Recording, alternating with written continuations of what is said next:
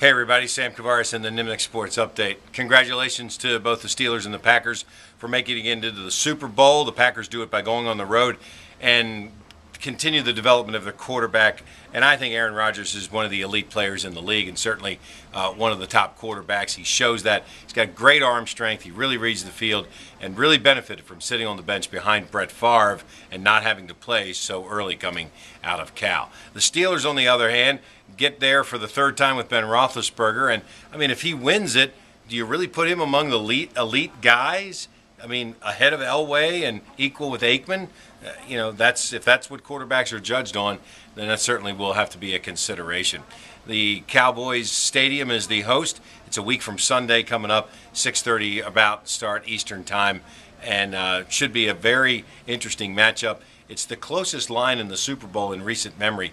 Green Bay is only a 3-point favorite over the Pittsburgh Steelers there in Texas. Meanwhile, that whole Jay Cutler thing in the NFC Championship game really spawned just an incredible amount of controversy. More than 100 players and coaches weighed in via Twitter and Facebook on whether they thought he was tough enough. He should have taken himself out of the game. He should have acted differently. His body language should have been more vehement. He should have made the trainers come get him. I mean, 9 million things about it, and nobody knew anything about the severity of the injury, which turned out to be an MCL sprain, which, according to Dr. Paul Shirley, the Hekin orthopedic specialist, can be very painful and could lead to further injury if he tried to go back in the game. So nobody really should comment on a player's injured status because that player is the only one who knows whether he can play or not. And in this case, the medical staff did say that he shouldn't go back in. I mean, nobody likes Jay Cutler. I mean, I'm no big fan, and that's why everybody felt very comfortable piling on the guy. But that's not a reason to do so just because he hadn't been popular, successful, or very good in the clutch.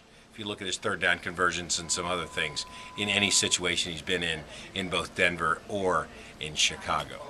And congratulations to the Florida Gators and their win against Georgia on Tuesday night. They go up there, they give up a tying basket with 1/10 of a second to play to the Bulldogs. And then in overtime, Irving Walker hits about a 40-footer to tie it at the buzzer on a three. And then they score the first 9 points in double overtime. When you look at that basketball team, the Gator team, they have a chance to be really good because they have all the components. They don't have that intangible yet. Maybe this is the beginning of a run. It certainly will be interesting when they go on the road this weekend to play Mississippi State. You can follow us live streaming on 1010XL.com from 10 to 11:30 and every day right here on the newscasts at news4jax.com. I'm Sam Kavaris, and that's the Nimnik Sports Update.